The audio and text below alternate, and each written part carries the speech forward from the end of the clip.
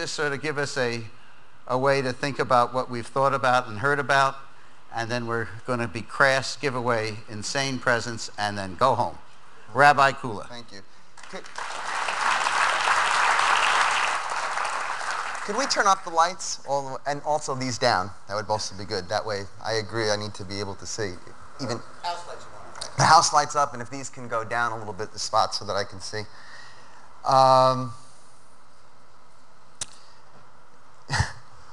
Speaking in 15 minutes, I guess I figured between all this science and all this technology, which we claim is not miracle, but having a rabbi speak in 15 minutes, we're going to try to experiment with miracle is what we're doing. And it's actually quite complicated. This has been a very strange week for me. About 10 days ago, 12 days ago, my grandmother died, who was 97. And part of the difference in generations between my father, it was my father's mother, and me, was that she was dying in the hospital, you know, very old, she had a great life, etc. Although a long life, from Grodno in Poland all the way to New York, you know, the year 2000, that's a lot to see. And my father really couldn't touch her or caress her or hold her because it was too painful for him. Very common in that generation. And so I kind of stood with her, and she loved to sing. So I sang her a melody, and in the melody I told the story of her life and the success that she really did have, coming as a Holocaust, basically 6 months before the Holocaust, and winding up with 11 grandchildren and probably another 14 or so great-grandchildren. That was the beginning of this kind of last 12 days. The next morning, when the family began to gather for the funeral that was going to be that afternoon, my brother, I have 5 younger brothers, my brother came up from Florida and he said, "Rowan, I got to tell you something, and you're not going to believe me, but Ellen, my wife," that's my brother, my sister-in-law, was at the doctor, and we heard the heartbeat for the first time. She's going to give birth. And I said, "Elliot, you're making that up. You know, you have to be making it up." He says, "No," and he's crying. And I said, "How do I tell the story so that people believe it? Because there's nothing believable anymore like that." So we have the funeral, and we have a custom of sitting for 7 days, kind of reflecting on a person's life in the Jewish tradition. And we did that, and on the 6th day, I got a call from Oprah Winfrey. "Could you come to Chicago because we need someone to talk about cheating?"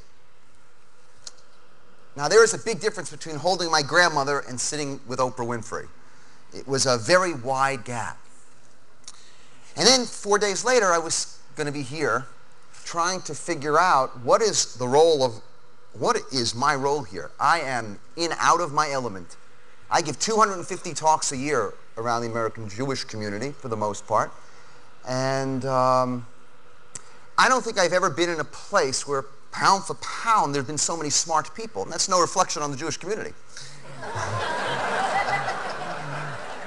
First of all, I've learned a lot of things. I now understand, the reason sometimes we're not like this because we're assholes. That was such an important teaching. I can't wait to get back to the Jewish community. I mean, I've learned so many things. I learned that computers now outnumber dogs, which means, in some respects, computers are man's best friend, which in New York is really important because now when we go wireless, I can go walking and not have to take a poop scooper. And this is fantastic. I learned that 100 years is going to be like 10,000 years, which I hope doesn't mean this 15-minute talk is going to be like 25 hours. I want one of those critic cams because I don't know where all those cockroaches in New York City go during the day. These are things I just never thought of. And then not only is there more computers than dogs, but computer is going to be my best friend, but at some point the computer could be a mentor to help me through hard questions. I assume some of the things it'll say is if you want to have, and some of those hard questions may even be with my wife, and if you want to have hard fun, you got to invest in yourself. And that was interesting. And from an ideal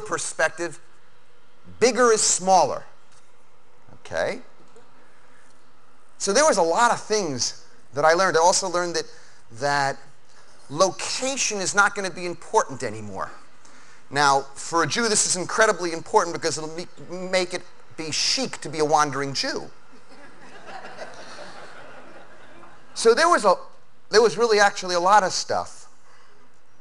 I mean, also this, what was this at the beginning, this little shit in the center of the universe? What was that?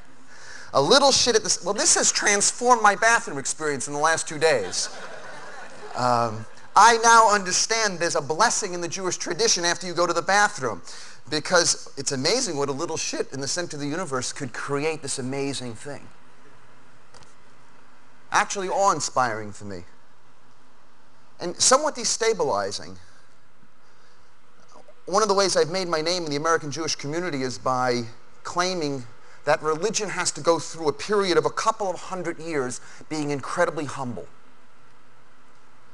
That religion overreached for many, many centuries, all religions.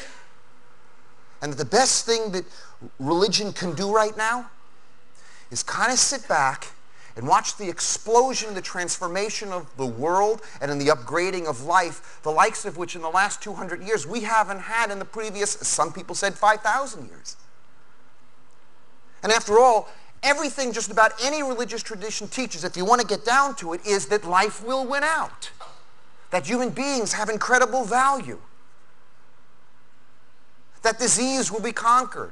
That everyone will have food, that justice will win out. And then you look what's accomplished over the last 200 years because people actually repudiated religious traditions, walked away from the traditions, except in name only.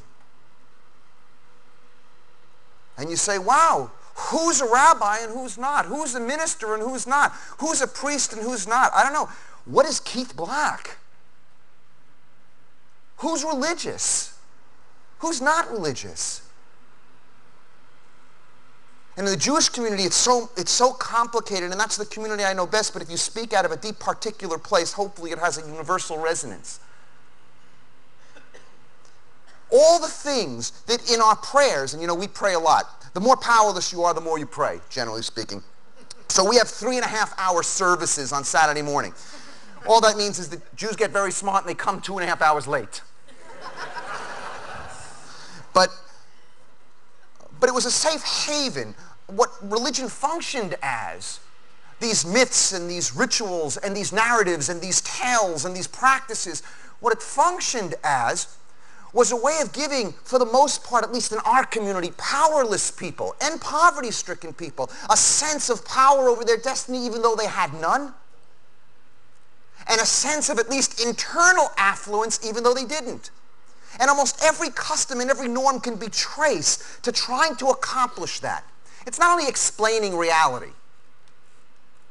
It's how to live in a context of powerlessness and poverty. And some 200 years ago, or the beginning of the Enlightenment, a little bit earlier, all of a sudden there was an explosion of knowledge. And in fact, almost everyone smart left religious communities. I mean, if we did a study on ministers, priests, and rabbis of the last 250 years, and we see the relative intelligence, I'd hate to see it. Because of course, if you have a choice to pray about healing, or to be a doctor and heal, I mean, what's more religious? If you have a choice to pray about prosperity, please God, give me prosperity. Or build businesses and build wealth the way people are today. I mean, come on. I mean, religions were great at creating Sabbaths because work sucked. I mean, when work is subsistence labor for most of history, you're not going to work. No workaholism when work sucks. You're going to have tremendous customs for your Sabbath, whether it's Friday, Saturday, or Sunday. But what happens in an age when work is amazing, when work is transforming, where work is life-affirming? In fact, where work could for the first time actually become demonic. For the first time. That's how you know it can be holy. So religion needs, if you think technology is going to reimagine the world, you should see what's going to have to happen to religion. Because we all know, we don't tell the masses out there, yet. They know, that's why they're not coming to church and synagogue already. They come for life cycle and when they're powerless. Religion's great still at death.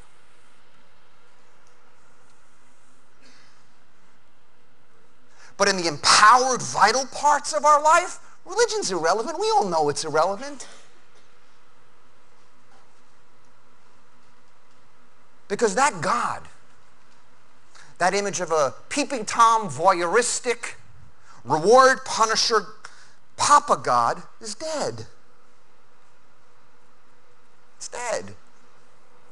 Oh, Americans still say 85% still believe in that God. But you know, America's about show me. What difference does that belief make? So it's not a real belief. It's a vestige. And so we have to ask again, what is it that we believe in? And here's the weird thing about this conference to me. First of all, I've experienced myself as a priest because I can't believe how many people confess to me. So now I have a whole new way to talk to my priest friends. Actually, it's very hard. It's very hard. It's much easier to just say, oh, just do it yourself. I cannot tell you how many people came to me and used this kind of line. There were Lutherans, Catholics, and Jews who did this. And it went something like this: I'm not religious, but I want to tell you. And then they proceed to tell me a profoundly religious experience.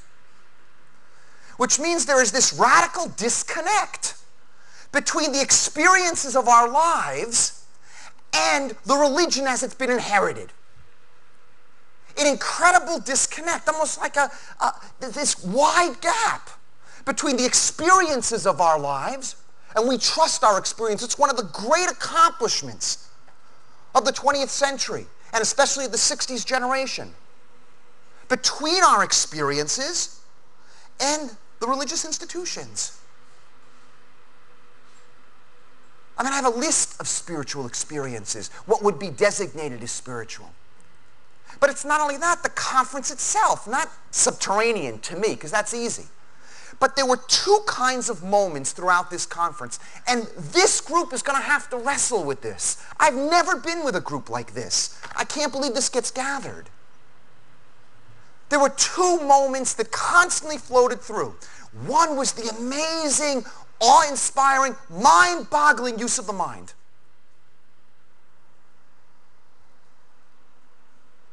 I mean, there were times in which maybe you take it for granted already, but in which I said, oh my God. And I take that very seriously.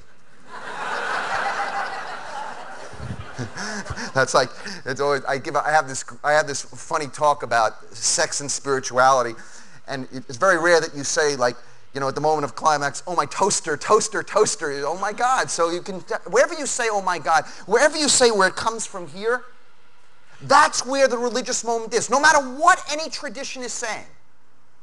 And the most religious places are where life is being lived with the most vitality, even if traditions have nothing to say about it. That's just a not yet problem. So you had these incredible moments in which people could rattle off stuff about how the world's going to change. I mean, what was that, nanotubes? That's like, to me, like a million Robin Williams are going to be injected, you know.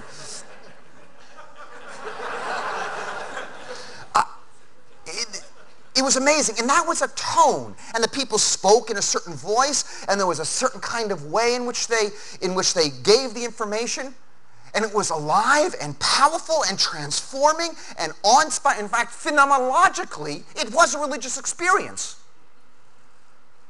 Religion is about awe and wonder and radical amazement and reverence and creativity and openness and spontaneity. I know that's not the religions you know, but that's actually what religion is. And that's what all these people were doing. And that was one moment. It was to the head. And then there was this other moment And we all knew when they happened. By the way, it started with, I'm going to call him, Reb Richard. Because he is a rabbi. It's a contemporary rabbi. I mean, look at him. I mean, he can hide as much as he wants. It doesn't matter. Look what he gathers to ask about the way the world is going to look. What does it mean to be religious? He even put klezmer Friday to welcome the Sabbath. This other moment was also incredibly powerful. It was the goosebumps moment, the tingling moments. He calls them the tear moments. And he started the first one. He said, you know what? I know this is about the head. I know this is about technology. I know this is about science. But you know what? Let's recognize that some people died between last TED and this TED. And all the technology in the world, some people died between last TED and this TED. You know what? I love them.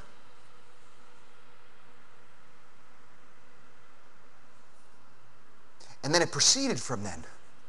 And you know the stories. The autistic child who's able to sing. The cerebral palsy 26-year-old whose first words are, because of the technology that you're creating, I love you, Mom. It was the son, mother of Norman Lear. It was the picture of the person who 5 minutes earlier had brain surgery and his family was around.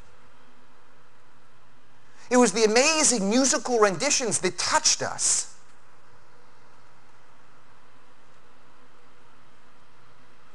It was a wheelchair standing up to make a person who's so much higher than us already stand higher. And then a woman there to be hugged for the first time by a mother who doesn't have to bend down. And those were other kinds of moments. It's like moments of the heart and moments of the head. And we acquire that knowledge in different ways. The numbers are completely irrelevant in those other kinds of stories. Because we know every human being is of infinite value. So what's the number? And they create the empathy and the care and the warmth and the connection. That is what a spiritual experience is. But we have a radical disconnect between those two worlds still. It's beginning that you can have the stories the same, but the people who told one set of stories didn't really tell the other set of stories. That's not convergence yet. That's parallelism. The next piece of human history is to develop this technology so that life transforms the way all of you claim it's going to be transformed. And I'm the benefit of that too. But to create a deep integration between heart and head.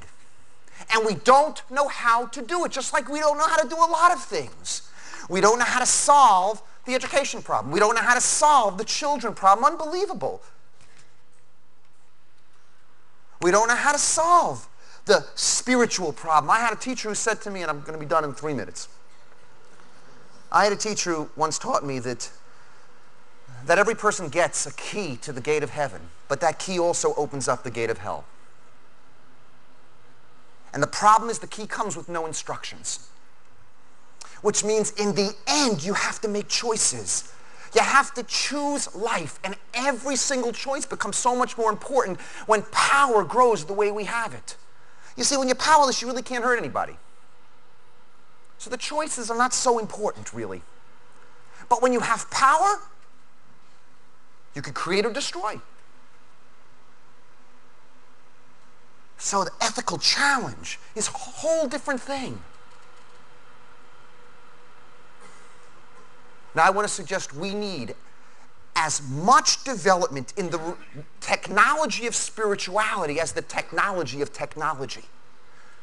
Imagine if there was an MIT of spiritual development.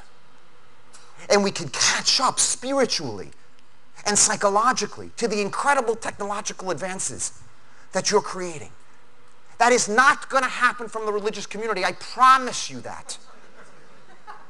I get attacked every single day, and I'm an observant Jew. I live so traditionally.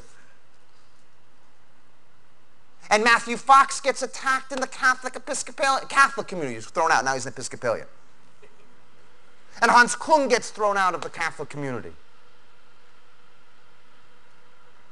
The people who are beginning to see this, and there's not more than 30 or 40 in the country, across the religious divides, 30 or 40 kind of spiritual practitioners who are trying to, they understand the myths and the tales. That's not where it's at. We need practices that open us up, that create a generosity of spirit, that create the real intuition that separateness is an illusion, so that then when you come back to your technology, your decision making is different. That needs to be developed, and that needs to happen by you having conversations with us. We'll be quiet most of the time at the early phase. You know. But imagine if that happened. So an exercise to conclude. An exercise to conclude. I'm taking a little bit risk. He said to be vulnerable, so I'm taking a little bit of a risk. I'm going to ask you to say 4 words. Okay? They are in Hebrew, but it doesn't make a difference. Sometimes to actually speak in a language that's not your own allows you more access. I think there are basically 3 serious challenges. One is we better figure out how to experience this technology's blessing, and not simply that we earned it. And not simply that it's our hard work, because we all know there's a hell of a lot of good fortune that comes with our success.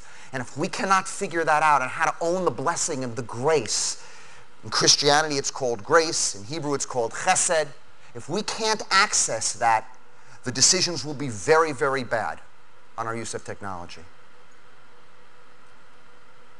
Second, we must step back and take some time to reflect in the midst of the incredible change and incredible pace. And I'm not saying a Sabbath, I'm saying a moment. A moment. Because the reflection is what allows you to look at the deep interior.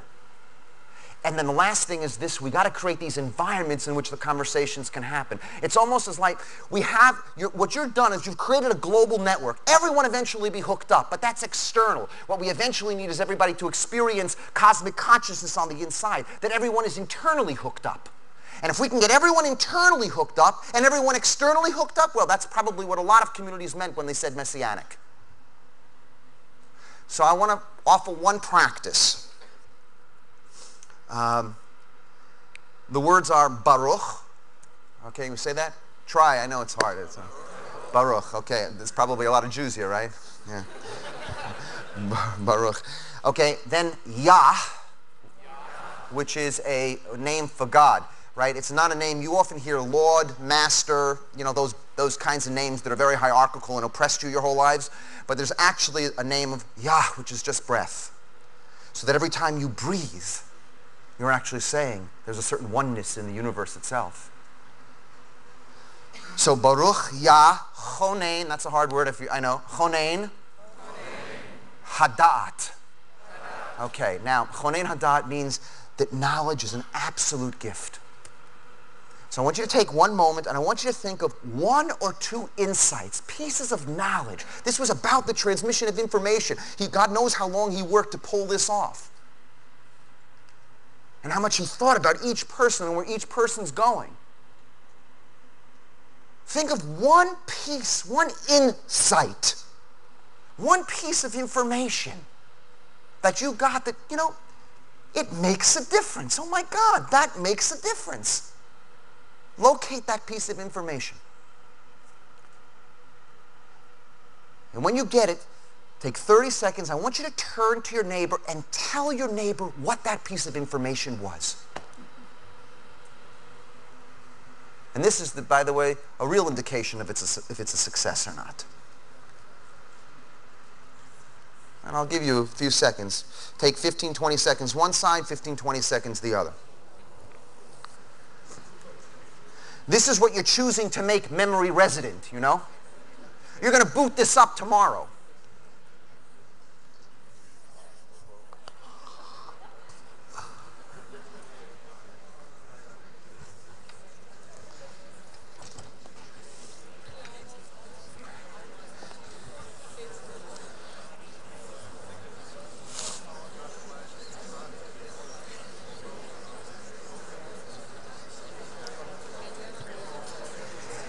Okay, and now the great part of the pluralism of the 21st century.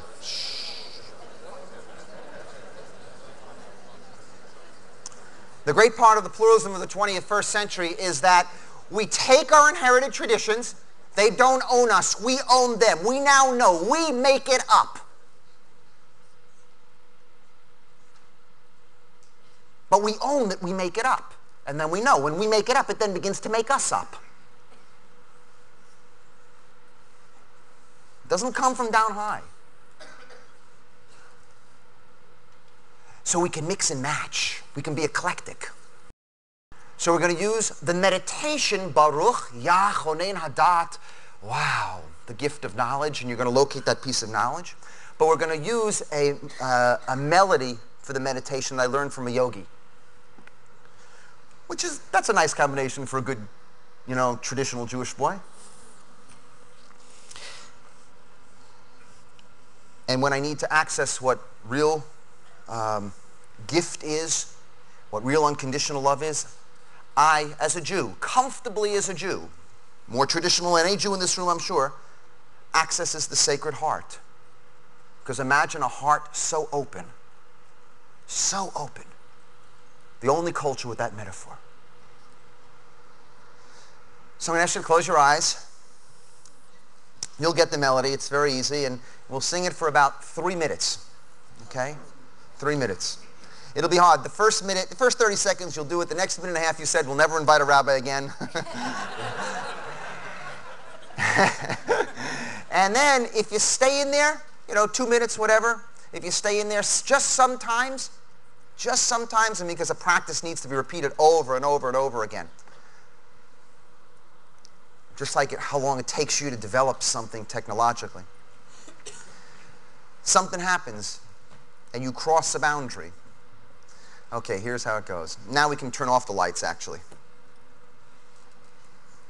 Sometimes you see more clearly in the dark. Baruch Yachonen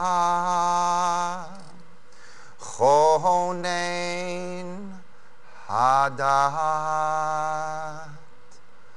Baruch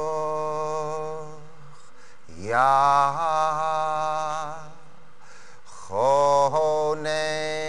Hadat Baruch Yachonen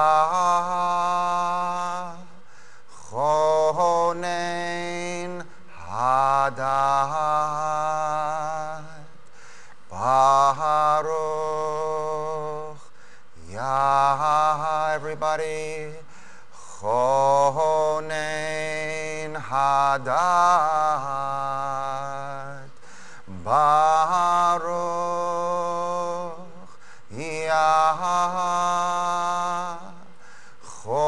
Chonen Hadat Baruch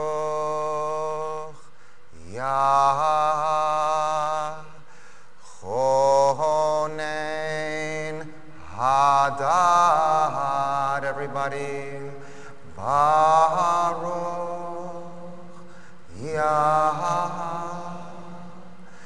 Chonen Hadat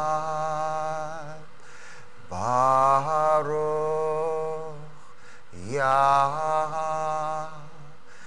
Chonen Hadat Baruch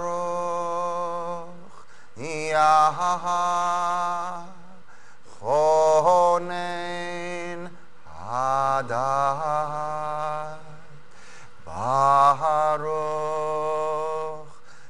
Hadat Baruch Chonen Hadat Baruch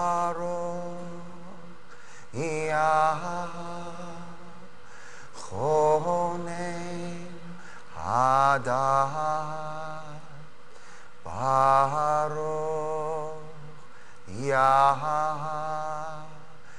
Chonen Hadat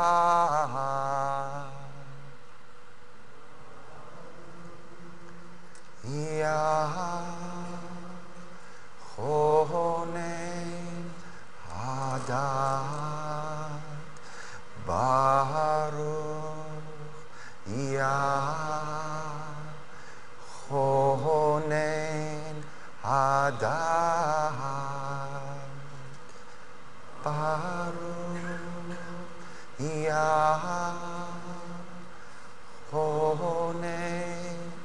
Adar Baruch Yahoneh Adar.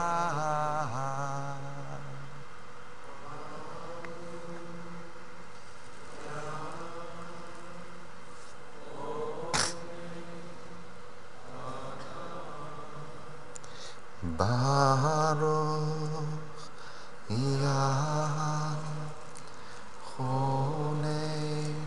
Adar.